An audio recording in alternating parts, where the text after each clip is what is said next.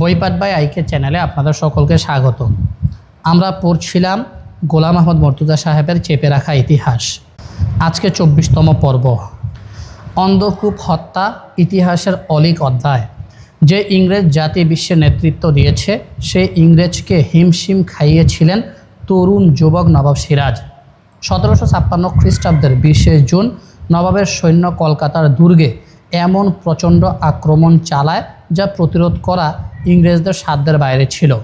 ইংরেজ সৈন্যদের বন্দি করে সিরাজের সামনে আনা হলো। সেনাপতি হলওয়েরও বাদ যাননি। সৈন্যরা ভয়ে কম্পিত কণ্ঠে প্রাণ ভিক্ষা চাইল। নবাব মিস্টার হলওয়েলকে হাত বাঁধা অবস্থায়, লাথি খাওয়া পশুর মতো অবস্থায় দেখলেন। সিরাজ ইচ্ছা করলে প্রত্যেককে হত্যার আদেশ দিতে পারতেন, কিন্তু তিনি কারোর প্রতি দুর্ব্যবহার করার আদেশ দেননি। কিছু আলেমকে কলকাতা বিজয়ের জন্য আল্লাহর কৃতজ্ঞতা প্রকাশক উপাসনা ও বন্দীদের উপর নজর রাখার জন্য নিযুক্ত করা হয়েছিল। বন্দীরা সকলেই ছিলেন মদপায়ী। তাদের মদ পানের উপর কোনো নিষেধাজ্ঞা ছিল না বলে তারা খুব বেশি পরিমাণে মদ পান করে উন্মত্ত হয়ে অসামরিক প্রহরী ও আলেমদের উপর ঝাঁপিয়ে পড়ে, অত্যাচার করে। সিরাজ এ সংবাদ শুনে তাদের আটকে রাখতে বললেন সে বন্দিখানায়, যেখানে তারা ভারতীয়দের বন্দি করে রাখত।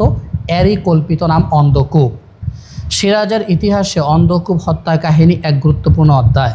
শাসকদের চরিত্রে কলঙ্কের মুছি লেপনের এক অদ্ভুত ঐতিহাসিক প্রচেষ্টা। তাই এ অন্ধকূপ হত্যা বা ব্ল্যাক হোল সম্বন্ধে একটু আলোচনার প্রয়োজন। সুধীর বাবু তার রচনায় বাংলা তথা ভারতের কল্যাণের জন্য মস্তিষ্কের উর্বর পরিচয় দিতে চেষ্টা করে গেছেন। অন্ধকূপ হত্যার স্রষ্টা অবশ্য সুধীর বাবু নন, ইংরেজ অনুচর মিস্টার হলওয়েল। মিস্টার হলওয়েলকে একটু যাচাই করা যাক। হলওয়েলই মির্জাফরকে সিংহাচ্যুত করার ষড়যন্ত্র করে মীর কাসিমকে সিংহাসনে বসিয়েছিলেন এবং ৩,০৯,৩০০ টাকা পুরস্কার পেয়েছিলেন। হলওয়েলেরই বিলেতের কর্তৃপক্ষকে পত্র লিখেছিলেন যে, নবাব মির্জাফর আলী খাঁর জঘন্য চরিত্রের কথা আর কি জানাবো। তিনি নিউ আজাস মহিষী ঘসিটি বেগম, সিরাজের মা আমিনা বেগম ও সম্ভ্রান্ত মহিলাদের ঢাকা রাজ কারাগারে নিষ্ঠুরভাবে হত্যা করেছেন। পত্রের বক্তব্য যে কত ভিত্তিহীন ও অসত্য তা পরে প্রমাণিত। কারণ হলওয়েল যখন ঢাকার রাজ মহিলাদের মৃত্যু কাহিনী রচনা করেন, এর পরেও তারা জীবিত ছিলেন। মিস্টার হলওয়েলের লেখার প্রমাণ হয় যে সিরাজের আক্রমণের পূর্বে কলকাতা দুর্গে ৭ জন মাত্র ইউরোপিয়ান ছিল। ৬০ জনের মধ্যে গভর্নর ডেক্রো, সেনাপতি মিনচিন, চার্লস ডগলাস, হেনরি ওয়েডার ব্যারন, লেফটেন্যান্ট ম্যাপলটফট, রেভারেন্ট ক্যাস্টন, mister Mackett, Frankland, Manningham ও ক্যাপ্টেন গ্রান্ট প্রভৃতি ১০ জন বীরপুরুষ পালিয়ে গিয়েছিলেন।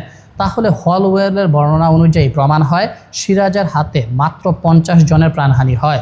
কিন্তু এই হলওয়েলের আবার কি করে শতাধিক লোকের মৃত্যু সংবাদ পরিবেশন করেছেন তা বড়ই আশ্চর্যের বিষয়।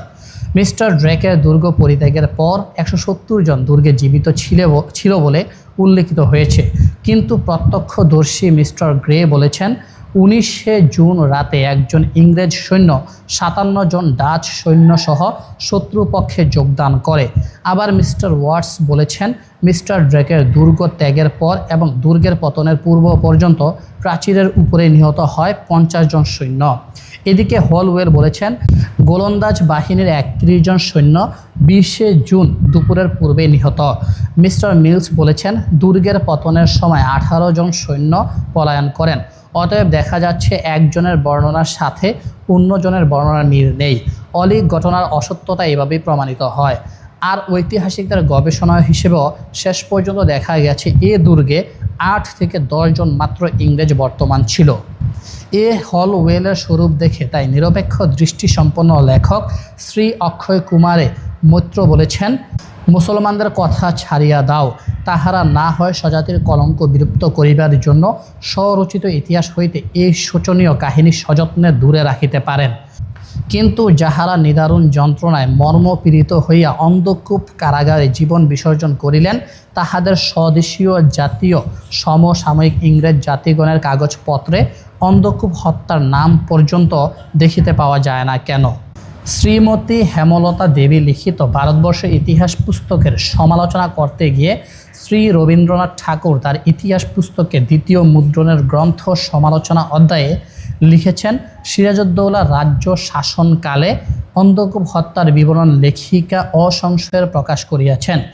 যদি তিনি শ্রীযুক্ত বাবু অক্ষয় কুমার মৈত্রের সিরাজউদ্দৌলা পাঠ করিতেন, তবে এ ঘটনাকে ইতিহাসে স্থান দিতেন নিশ্চয়ই কুণ্ঠিত হইতেন। Doctor Bholanath Chandra travels of a Hindu নামক বিখ্যাত ইংরেজি গ্রন্থের লেখক। তিনি 1895 খ্রিস্টাব্দে ক্যালকাটা ইউনিভার্সিটি ম্যাগাজিন এ প্রমাণ করেছেন অন্ধকূপ হত্যার কাহিনী একেবারে মিথ্যা। তিনি লিখেছেন, এ ছোট গড়ে বেদানার দানার মতো করে যদি লোক রাখা হয় তবুও কোনো মতে 146 জনের স্থান হতে পারে না। তার ভাষায়, I have a very doubtful faith in its account. Doctor C.R. Wilson তার old Fort William in Bengal গ্রন্থে 59 পৃষ্ঠায় জ্যামিতি দিয়ে প্রমাণ করেছেন, 1.5 ফুটের কিছু বেশি জায়গা প্রত্যেকের ভাগে পড়েছিল। সুতরাং এসব মন গড়া কাহিনী। এক বিখ্যাত ফরাসি পণ্ডিত সর্বজন বিদিত সমসাময়িক মুতাআখিরিন গ্রন্থের অনুবাদ করতে গিয়ে টিকাস্থলে লিখেছেন, অন্য লোকের কথা দূরে থাকুক, কলকাতার অধিবাসীরাই অন্ধকূপ হত্যার সংবাদ জানত না। যাদের বুকের উপর এরকম ভয়ানক হত্যাকাণ্ড হয়েছিল তারা এর কিছুই জানল না। এটা কি আদৌ সম্ভব? পলাতক ইংরেজ বীর পুরুষগণের পলায়নের বিবরণে বা সিরাজের প্রতি পিগটের পত্রে অথবা সিরাজকে লিখিত ওয়ার্ডস এর ক্লাইভের বীরত্বপূর্ণ পত্রে অন্ধকূপের কোনো উল্লেখ নেই। এছাড়া সিরাজকে লিখিত ইংরেজদের অন্যান্য চরমপত্রেও অন্ধকূপের উল্লেখ নেই। এমনকি আলীনগরের সন্ধি কাগজও এর উল্লেখ নেই। ক্লাইভ কোর্ট অফ ডিরেক্টরকে যে পত্র লিখেছেন তাতে সিরাজকে কেন সিংহাচ্যুত করা হয়েছে এর বিবরণ আছে, কিন্তু অন্ধকূপ হত্যার কোনো কথাই সেখানে নেই। অথচ সুধীর কুমার আর নবীন কুমারের নবীন কলমে তাকে হেয় প্রতিপন্ন করার ব্যর্থ প্রচেষ্টা করা হয়েছে। তাই এ ধরনের লিখনী বহু দৃঢ়চেতা সৎ মানুষ যেমন অক্ষয় কুমার মৈত্র, বিহারীলাল সরকার, গিরিশচন্দ্র ঘোষ, নিখিলনাথ রায়, কবি রবীন্দ্রনাথ ঠাকুর এবং স্বাধীনতা সংগ্রামের বীর নেতা নেতাজি সুভাষচন্দ্র বসু প্রভৃতি অনেকেরই মনে বেদনা দিয়েছিল।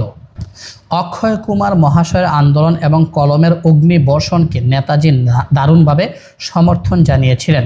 ফলে 1915 খ্রিস্টাব্দের 24 মার্চ কলকাতার ক্রিস্টিক্যাল সোসাইটির মাধ্যম এশিয়াটিক সোসাইটির গড়ে এক বিরাট সভায় উপস্থিত Akshay Kumar Maitra, mister J.H. Leeds এবং মিস্টার F.J. মানাহন প্রমুখের এ অন্ধকারের হত্যার ইতিহাস উপন্যাস উপকথার মতো নিক্ষিপ্ত হয়, অর্থাৎ কাহিনীটি মিথ্যা বলে স্বীকৃতি পায়। তার কিছুদিন পরে J.H. লিটল কলকাতা হিস্টোরিক্যাল সোসাইটির পত্রিকায় তা প্রকাশ করে দেন এবং অন্ধকূপের জন্য বলা হয় গিগান্টিক হক্স, অর্থাৎ প্রকাণ্ড দাপ্পাবাজি। উপরোক্ত তথ্যাদি বাঙালি past and present volume number 11 serial number 175 থেকে গৃহীত। 1940 খ্রিস্টাব্দে জুন মাসে সুভাষ বসু এ অন্ধকূপ হত্যার চিহ্ন মনুমেন্টটি ভেঙে ফেলা দাবি করেন। এ নিয়ে বিরাট আন্দোলন হয়। শত্রু ইংরেজ ও মুসলমান বিদ্বেষী অনেকেই সেদিন অবাক ও অসন্তুষ্ট হন, কিন্তু সত্যের জয় অবশ্যম্ভাবী, তবে ধৈর্যের প্রয়োজন। ইংরেজ রাজত্বের রাজধানী কলকাতার এ মনুমেন্ট অবশেষে ইংরেজকে ভেঙে ফেলতে বাধ্য করতে হয়। শ্রী গিরিশ ঘোষের সিরাজউদ্দৌলা নামক সঠিক ও সুন্দর বইটি এ সময় সাহসের সাথে লিখিত হয়। তার উপর অক্ষয় বাবুর সিরাজউদ্দৌলা ও মীর কাসিম অক্ষয় কীর্তি স্থাপন করেন। পরে সত্যচরণ শাস্ত্রী একখানি বই লিখলেন, এর নাম জালিয়াত ক্লাইভ। সখারাম গণেশ দেওঙ্কর দেশের কথা নাম দিয়ে এ সম্বন্ধে আর একখানা বই লিখেছেন। এটাও বেশ মূল্যবান বই। এর 2-1টা বাক্য এখানে তুলে ধরছি। ইংরেজ ইতিহাস লেখকেরা হিন্দু ছাত্রদের হৃদয়ে মুসলমান বিদ্বেষ প্রজ্বলিত রাখিবার জন্য বিশেষ চেষ্টা করিয়াছেন। পরিতাপের বিষয়ে কোনো কোনো অদূরদর্শী হিন্দু লেখক কাব্য নাটকটিতে অনর্থক মুসলমান ভ্রাতাদিগের নিন্দাবাদ করিয়া ইংরেজ উদ্দেশ্যে সিদ্ধি বিষয়ে সহায়তা করিয়াছেন। এদিকে গিরিশচন্দ্র ঘোষ একটি নাটকও লিখলেন যা সহজলভ্য, বিষাক্ত ও চলতি নাটকের একেবারে উল্টো। সাধারণ মানুষের মগজ একটু নড়ে উঠল, তাহলে ইতিহাসে যা শুনি তা সঠিক নয়। কবি নবীনচন্দ্র সেন এ বইটি পড়ে একটি চিঠি লিখলেন গিরিশচন্দ্রের নামে, তাও এখানে তুলে ধরা হলো।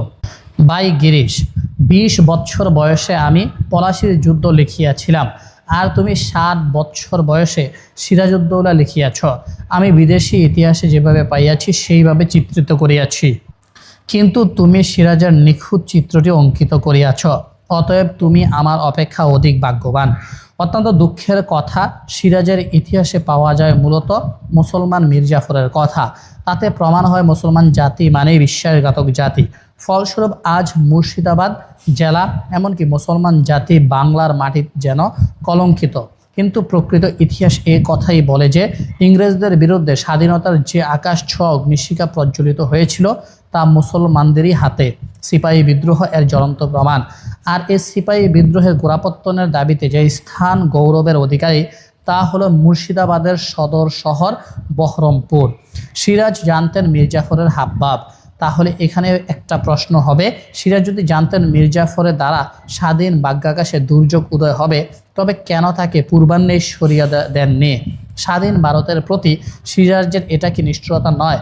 উত্তরে বলা যায় না, কারণ মির্জাফর একদিন সিরাজের সামনে পবিত্র কোরআন ছুঁয়ে শপথ করে বলেছিলেন তিনি ইংরেজদের বিরুদ্ধে সিংহাসন রক্ষা করতে চেষ্টা করবেন।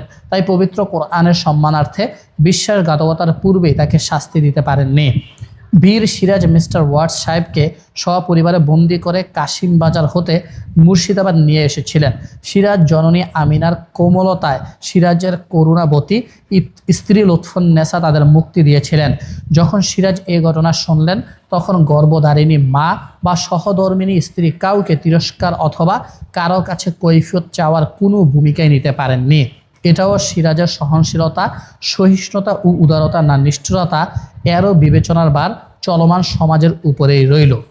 রাজা রাজবল্লভ আলীবর্দীর আমলে প্রজাদের সর্বনাশ সাধন করে যে বিরাট অর্থ সঞ্চার করেছিলেন এবং তার পুত্র কৃষ্ণদেবের উপর স্বাভাবিকভাবে অসন্তুষ্ট হয়েছিলেন, এবং ঠিক এর পরেই তিনি কলকাতায় দুর্গ নির্মাণের অপরাধে কলকাতা আক্রমণ করিয়াছিলেন।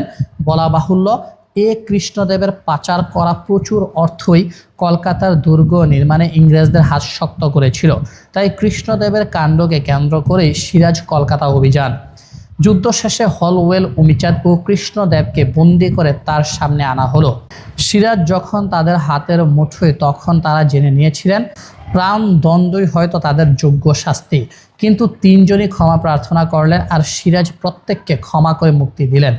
আরও একটি উদাহরণ দিয়ে বলা যায়, কলকাতা বিজয়ের পর মানিক চাঁদকে কলকাতার দায়িত্ব দিয়ে তাকে প্রেসিডেন্ট নিযুক্ত করে নবাব আদেশ দিলেন বাজার হাট যেন বন্ধ না থাকে, কারণ বাজার ও দোকানপাট বন্ধ থাকলে ইংরেজরা ভীত সন্ত্রস্ত হয়ে যেভাবে কোণঠাসা হয়েছিল, খাদ্যদ্রব্য ও প্রয়োজনীয় সামগ্রীর অভাবে তারা মারা যেতে পারে। এরকম আরও অনেক মহানুভবতার দৃষ্টান্তকে সামনে রেখে নবাবকে নিষ্ঠুর বলে চিহ্নিত করা যাবে, কিন্তু তা বিচারের জন্য বাকি রইল। সিরাজের হত্যা কাহিনী। পলাশী যুদ্ধের পর তাজমহলে ধৃত হবার ফলে সিরাজ যখন বন্দী ছিলেন, তখন তার কক্ষে মোহাম্মদী ব্যাগ উলঙ্গ তরবারি হাতে প্রবেশ করতেই সিরাজ অনুমান করেছিলেন তার মৃত্যুর সংবাদ আগত। তখন সিরাজ কাতর কণ্ঠে বলেন, মোহাম্মদী ব্যাগ, তুমি আমায় কতল করতে এসেছ? মোহাম্মদী ব্যাগ নিশ্চুপ। নবাবের মুখের দিকে তাকাতেও সে যেন অপারগ।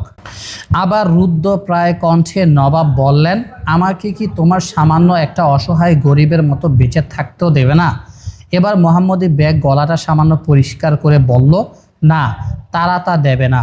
নবাব যেহেতু বছর দেড়েক আগে ভুল ক্রমে হোসেন কুলি খাঁকে প্রাণদণ্ডে দণ্ডিত করেছিলেন, তাই বলেন, আমিও বাঁচতে চাই না, হোসেন কুলির মৃত্যুর প্রতিশোধ হোক। বাংলা, বিহার, উড়িষ্যা তথা সারা ভারতের দুদীয়মান আলোকবর্তিকা নবাব সিরাজউদ্দৌলা তার কোটি কোটি দেশবাসীর চোখের আড়ালে অশ্রু মুছে কাঁদো কাঁদো কণ্ঠে আবার বলেন, আমাকে একটিবার সুযোগ দাও, আল্লাহর সন্নিধানে যাবার পূর্বে 2 রাকাত নামাজ পড়ে নেই। মোহাম্মদী ব্যাগের চক্ষুদয় তখন বর্ষণোন্মুখ, উত্তর দিতে পারে না। নবাব বুঝলেন মৌনতা সম্মতির সমার্থক, তাই তাই জীবনের অন্তিম আবেদনে নামাজে আত্মনিয়োগ করলেন।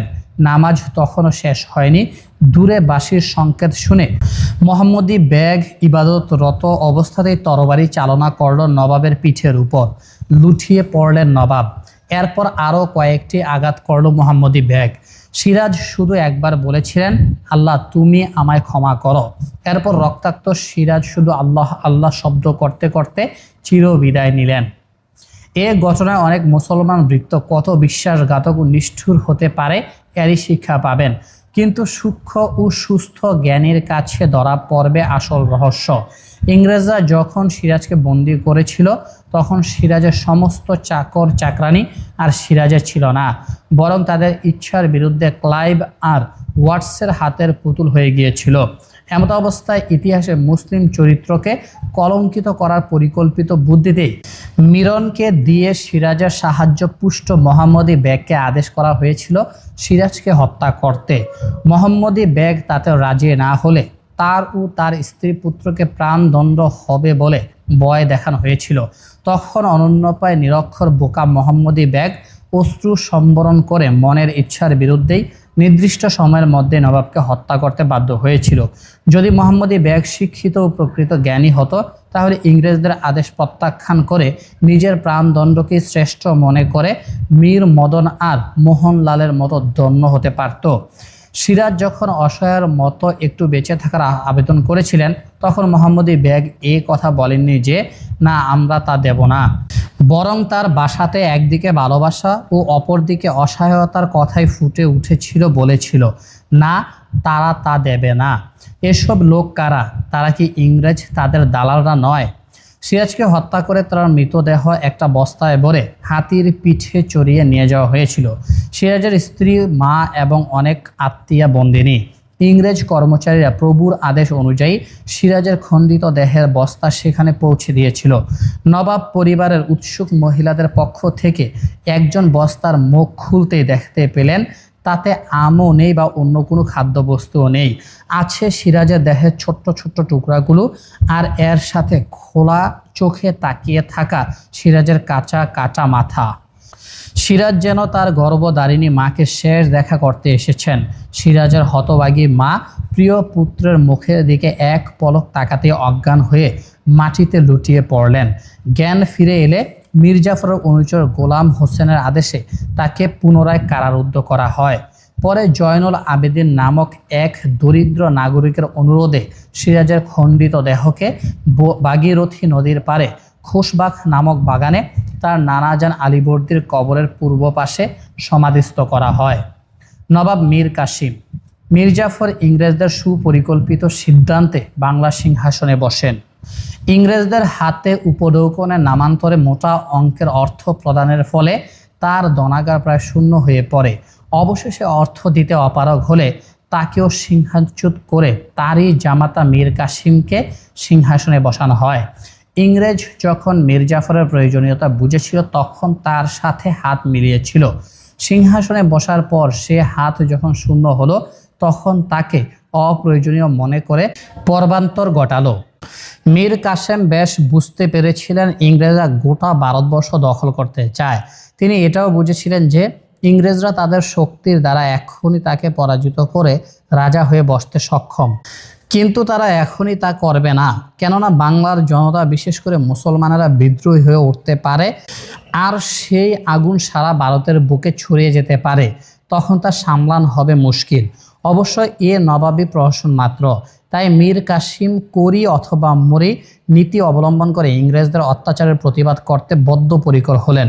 ইংরেজরা চাষিদের উৎপাদিত শস্য দরিদ্র দেশবাসীর দোকানের মাল যথেষ্টভাবে নিয়ে যেত, কিন্তু দাম দিত না। খুব অনুগ্রহ হলে সামান্য কিছু দিত মাত্র। এছাড়া ইংরেজরা বহুদিন ধরে যে বাণিজ্য কর দিয়ে আসছিল তাও হঠাৎ বন্ধ করে দেয়। এ সমস্ত কারবার দেখে ন্যায়দণ্ডের বিচারে মীর কাসিম তার হিন্দু মুসলমান প্রজাদের জানিয়ে দিলেন যে তাদেরও আজ থেকে কোনো কর দিতে হবে না, কারণ আমার দেশবাসী কর দেবে আর শোষক ইংরেজ কর ফাঁকি দিয়ে ভারতের শিকড় গাড়বে তা হয় না। এ ঘোষণায় ক্রোধান্ଧ হয়ে ইংরেজরা মীর কাসিমকে সিংহাচ্যুত করতে মনে করলে তিনি বীর বিক্রমে সসৈন্য ইংরেজদের বিরুদ্ধে ঝাঁপিয়ে পড়লেন।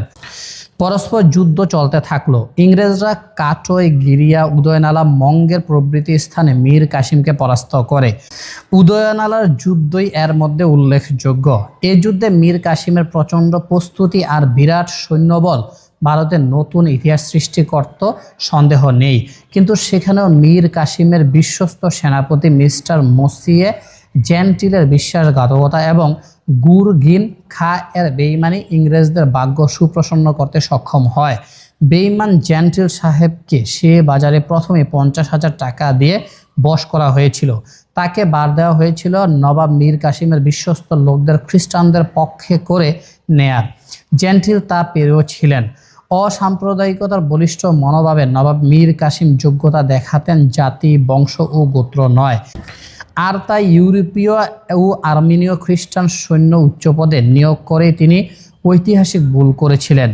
বেইমান গুরগিন খানের নাম শুনে অনেকেই ভুল ক্রমে তাকে মুসলমান মনে করতে পারেন, কিন্তু খান উপাধি মুসলমানদের দেয়া। গুরগিন নামও তার ডাক নাম। তার আসল নাম ছিল মিস্টার গ্রেগরি। এরপর মীর কাসিম অযোধ্যার নবাব সিরাজউদ্দৌলা এবং দিল্লির সম্রাট বাহাদুর শাহের কাছে সাহায্যের আবেদন করলে তার সাথে সাথে যথাসাধ্য সৈন্য নিয়ে মীর কাসিমের পাশে এসে দাঁড়ালেন বক্সার যুদ্ধক্ষেত্রে।